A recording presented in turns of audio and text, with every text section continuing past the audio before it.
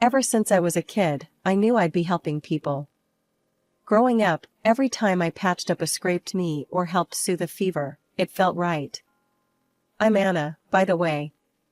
My journey into the medical world wasn't glamorous, but it was mine, and I clung to it with everything I had. The university was my escape and my battlefield.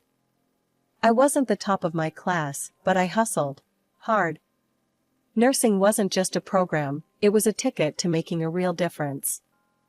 And hell, I worked every angle, from grueling night shifts at the local clinic to volunteering at blood drives. Anything to build that resume and keep the scholarships coming. After getting my degree, I stayed in the city. The hospital gigs were fine, but something was missing. That's when I stumbled into cosmetology. It might not sound like life-saving stuff, but you'd be surprised how much a good skin day can mean to someone who's been battling acne or scars. I hustled some more, saved up, and eventually, with a chunky loan weighing down my bank account, I opened my own small office. It was just a tiny room in a shared space, but it was mine. It was at one of these rare gatherings with friends, you know, the kind where you realize you haven't seen each other in ages and everything just clicks, that I met David. He was a friend of a friend, typical setup. "So, you're like a nurse or something?" David asked, beer in hand, an easy smile on his face. Now I'm a cosmetologist.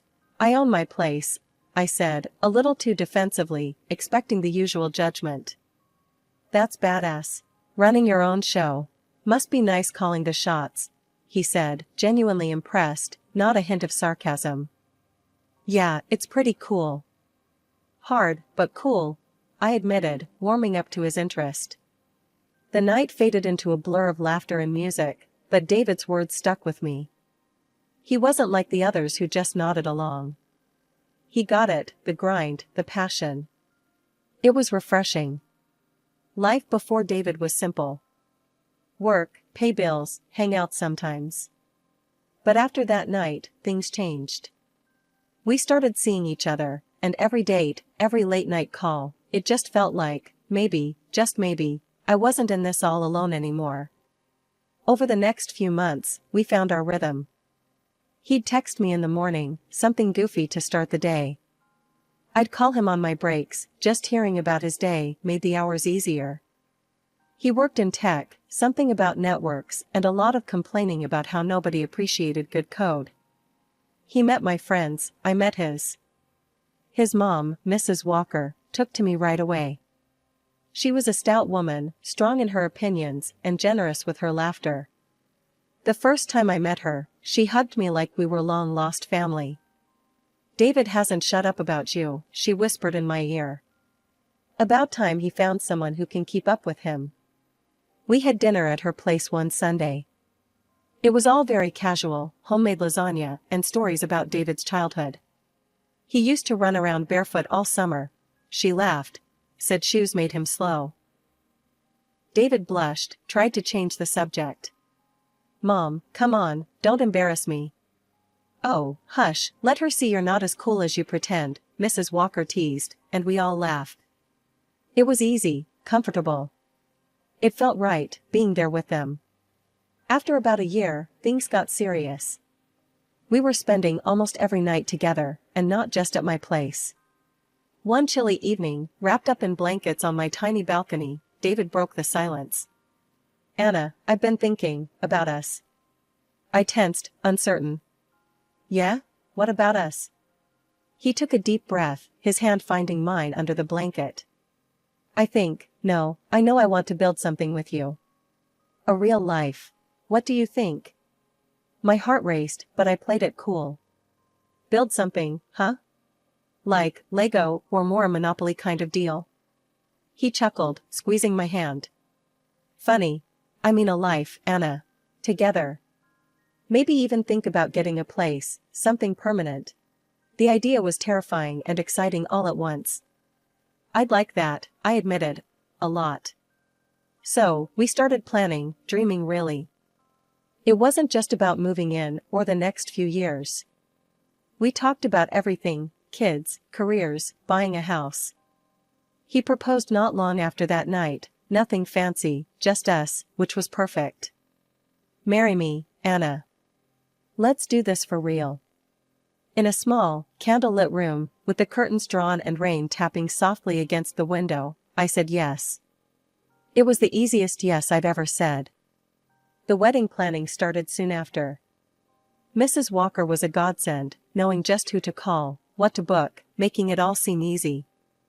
You just worry about being happy, I'll handle the stress, she insisted, and I let her, grateful for her support. It was simple, but perfect. A small ceremony, our closest friends and family, and an air of hope around us. As I walked down the aisle, seeing David there, waiting, I felt like everything was falling into place. He grinned, that lopsided grin that made me fall for him, and I knew, no matter what came our way, we'd handle it. Together. David moved into my apartment, the one I'd been renting since my cosmetologist days were just a dream. We unpacked, merged our books and dishes, and figured out whose art got wall space. It was cozy, happy chaos. The first few weeks, we'd sit at the little dining table with our laptops and piles of bills, making budgets like some kind of grown-up team. I'll handle the groceries and utilities, David offered one evening, his eyes serious as he typed out a spreadsheet. I nodded, scribbling on a notepad. And I'll keep smashing at this loan. The sooner it's gone, the sooner we can think about a house. And, maybe kids. Even saying it felt big, full of possibilities. David smiled, reaching across the table to squeeze my hand. Sounds like a plan, babe. Everything seemed lined up just right. But then, things with Mrs. Walker shifted. She'd been like a second mom during the wedding prep, but suddenly, I was out of the circle. No more Sunday dinners, no calls. When I asked David about it, he'd shrug, looking uncomfortable. She's got her moods, Her health isn't great these days. Maybe give her some space, he suggested one night when I brought it up after another missed call. I wanted to dig deeper, but the wall in his eyes told me to leave it. So, I dropped it. Maybe it was easier, not pushing. A year into our marriage, though, another crack appeared. David's steady support began to wane. Bills piled up on my desk, and his contributions dwindled to nothing. I found myself covering everything, from rent to the electric bill. Babe, what's going on? I finally confronted him one evening, bills in hand.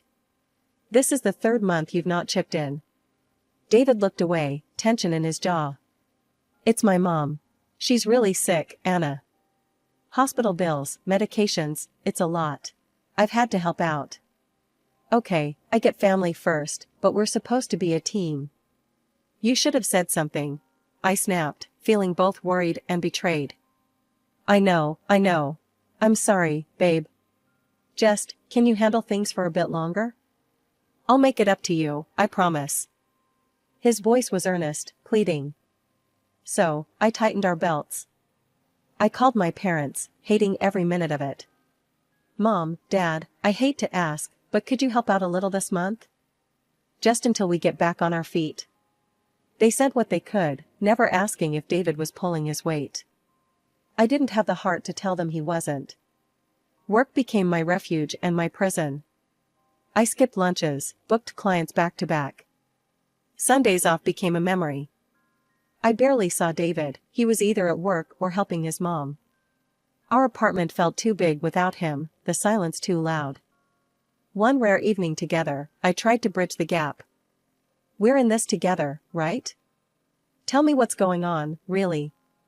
David, looking worn and thin, just shook his head. It's just really bad right now. Mom's fading, and I can't think beyond that. I nodded, swallowing my frustration. Okay, but remember, I'm here. We're supposed to do this together. Over a year had passed since David started shifting all his financial responsibilities onto me. Meanwhile, I managed to pay off the loan for my office. Finally, that tiny room was all mine, every inch a testament to the sweat and late nights I'd poured into it. But as my professional dreams solidified, my personal life with David crumbled. Money, or the lack of it, became a constant shadow over us. He'd promised things would get better once he took on a second job, but if anything, they got worse. David was never home, and the few bucks he contributed might as well have been pennies thrown into a well. One night, when I heard the door creak open way past midnight, I couldn't hold it in any longer. I sat at the kitchen table, bills and overdue notices spread out like a deck of bad luck. "David," I started, my voice tight. "We need to talk. This," I waved at the pile, "isn't sustainable." He sighed, a deep, weary sound, and sank into the chair opposite me. He looked as run down as I felt. "I know it's tough, Anna, but I'm doing everything I can. Mom's bills are they're killing me." "And what about us? Our bills?" I shot back, frustration spiking. "When is it going to be enough, David?" David looked at me, really looked, and for a second, I thought he might finally understand. But then he dropped the bomb. Maybe we could sell your office? Just until things stabilize. It would give us some breathing room." I stared at him, disbelief and anger swirling into a nasty knot in my stomach. "Sell my office? My dream? That's your solution?" I stood up, pushing my chair back so hard it screeched against the tile. David flinched, but pushed on. "It's just until we get back on our feet. I'm out there busting my ass every day and night, Anna." "And what? You think I'm not?" My voice rose, sharp and raw. "I built that business from nothing while paying half our bills on my own. And you want me to just give it up?" He stood too, anger flashing in his eyes. "Then what do you want me to do? Huh? Let my mother starve? That's not fair, and you know it." I was yelling now, too far gone to care about keeping it together. "I want a partner, David, not just a roommate who leaves me to handle everything alone." We glared at each other, the air between us thick with unsaid things and regrets. Finally, David turned and walked away, the conversation unresolved, leaving me standing there, feeling more alone than ever. Our fights became frequent, each one chipping away at what was left of our marriage. Every discussion about money ended in raised voices and slammed doors. I began to wonder if the man I married was still there, somewhere beneath the stress and the desperation. It was an unusually quiet Tuesday when I decided to head home early after a client canceled last minute. I wasn't too upset about it, the extra time gave me a chance to catch up on some much-needed rest. Pushing open the door to our apartment, I was surprised to find David frantically ironing his black suit, the one he only wore to weddings or funerals. The sight stopped me dead in my tracks. "David, what's going on? Why are you all dressed up like that?" My voice echoed slightly in the hallway, tinged with confusion. He jumped a little, clearly not expecting me. His face went pale, then flushed, a clear sign he was nervous. "It's my mom, Anna. She passed away last night. There's the funeral tomorrow." The news hit like a sucker punch. Despite everything, Mrs. Walker had been like family to me once. "Oh, David, I'm so sorry. I'll come with you, of course." "No." His response was sharp, slicing the air.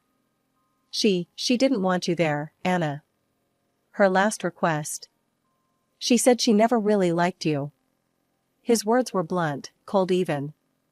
I recoiled as if slapped, my heart thumping painfully in my chest. Okay. If that's her wish." It hurt, more than I expected, but I swallowed the lump in my throat and nodded, stepping away to hide the hurt. David didn't say anything more. He just went back to his ironing, leaving me standing there, a mix of grief and confusion swirling inside me. That night, I lay in bed, thoughts racing. Something didn't sit right with me. Mrs. Walker and I had our differences, but this seemed too harsh even for her. The next morning, I watched from the window as David left, dressed in his suit, looking every part the grieving son. Once he was gone, I made a decision. I rescheduled my appointments and drove to Mrs. Walker's house, expecting to find a gathering of some sort, maybe just the tail end of it. But the street was quiet. Too quiet. Her house looked just like any other day, no cars lined up outside, no signs of a wake. Confusion led me to the front door, and on impulse, I rang the bell. The door swung open, and there she was, Mrs. Walker, very much alive, staring back at me with wide eyes. My heart stopped, then started at a sprint. You're alive?" She took a step back, her own face a mask of shock. "Anna? What on earth, why would you think otherwise?" David told me you were." The words tangled in my throat, too surreal to voice fully. "Dead?" She finished for me, her brow furrowing in confusion and concern. "My God, no. Come in, Anna. We need to sort this out." Numbly, I stepped inside, the familiar smells of her home wrapping around me like a bewildering comfort. We sat at her kitchen table, the same place we'd shared many cups of coffee. "I don't understand." "He said there was a funeral today. He was so upset." My voice trailed off as I pulled out my phone, the need to confront David growing urgent.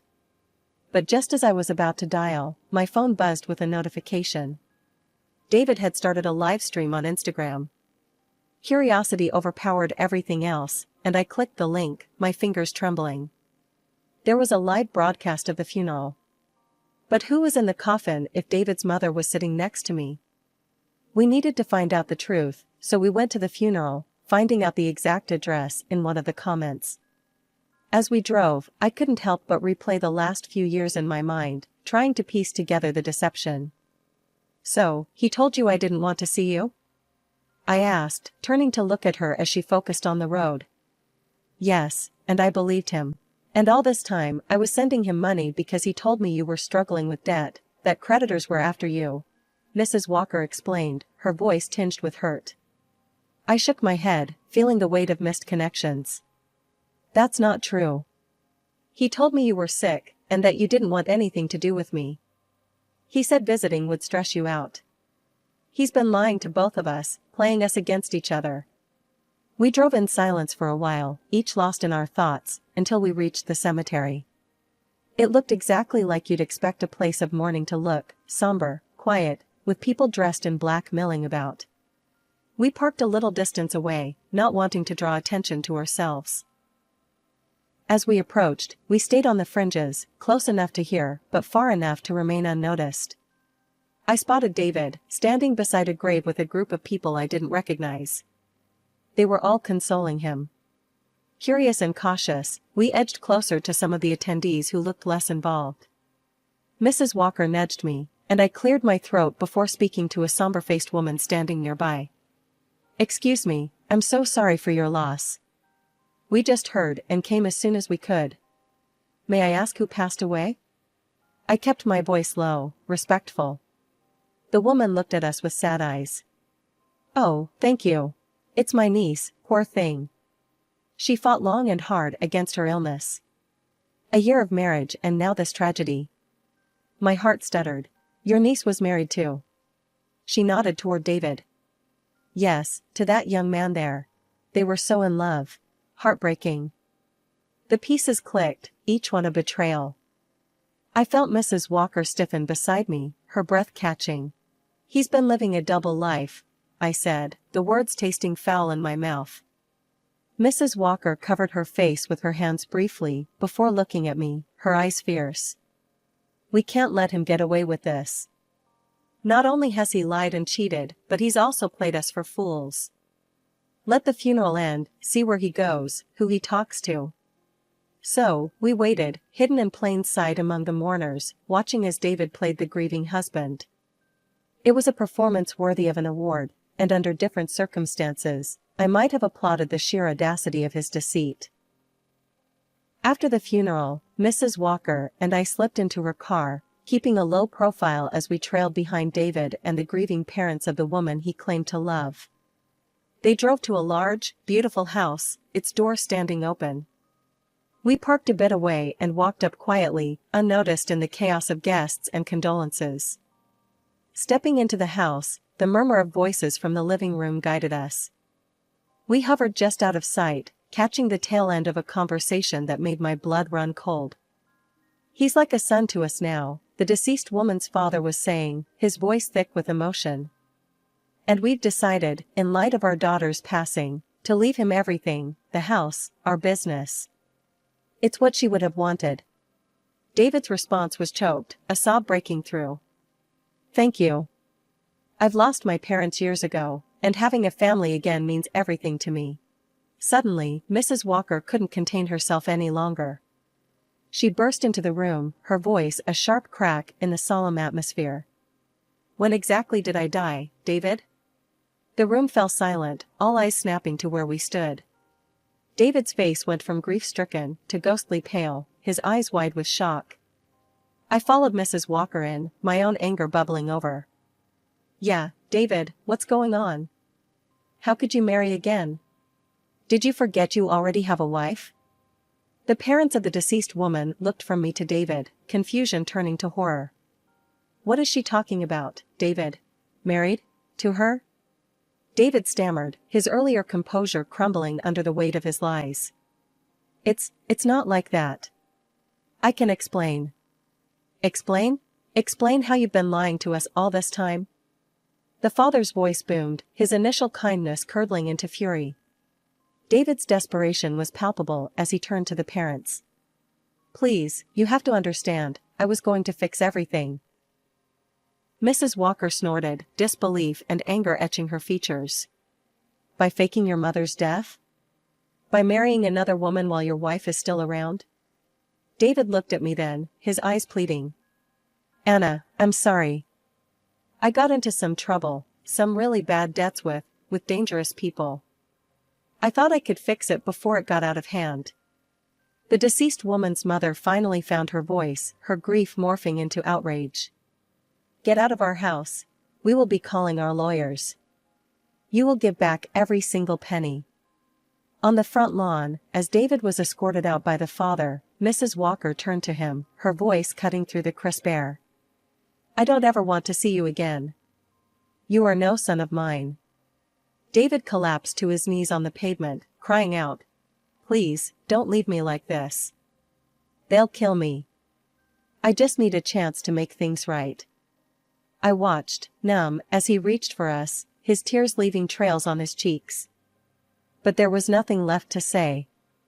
I turned away, the final shred of any affection I might have had for him withering in the harsh light of his deceit. The morning after David's deception unraveled before the world, I was sitting across from my lawyer, a steely-eyed woman named Sharon who had come highly recommended. So, you're telling me he forged my signature on divorce papers? I asked, still grappling with the breadth of David's betrayal. Sharon nodded, her lips a thin line. Exactly. And it was this forgery that allowed him to marry again legally. We've got a clear case for fraud. By the afternoon, I was at the police station, recounting everything to a sympathetic officer who promised they'd take it seriously. True to their word, the wheels of justice spun faster than I'd expected. David was conditionally convicted of document forgery within weeks. During this whirlwind, I also demanded financial restitution for the years I'd unwittingly supported his double life. Between my claims and the lawsuit filed by the parents of his second, late wife, David's facade of a successful, if secretive, life crumbled spectacularly. He did pay, both financially and morally. With his assets liquidated to cover the settlements and his reputation in tatters, David fled the country, chased by the debt still snapping at his heels. With the money I received, I poured my energy into expanding my cosmetology office. New equipment, a fresh coat of paint, and 2 new hires later, it felt like I was finally rebuilding from the ruins David had left behind. In the midst of the chaos, a new, unexpected chapter of my life began. I discovered I was pregnant. The news brought a whirlwind of emotions, fear and joy inextricably linked. But when Mrs. Walker heard, her reaction was nothing but supportive. Anna, this is wonderful news. Say you'll let me help, let me be a part of this child's life. Heaven knows, after everything with David, I need something good to focus on. She assured me over the phone, her voice warm and unwavering. Mrs. Walker not only supported me but went so far as to include me and my future child in her will, making us her sole heirs. It was more than I could have ever expected, and it solidified our bond, forged not by blood but by shared trials. We often spent afternoons together, planning for the future, discussing how we'd decorate the nursery, and talking about what we'd teach the little one. The betrayal that had brought so much pain had also brought unexpected gifts, and I found solace in that silver lining.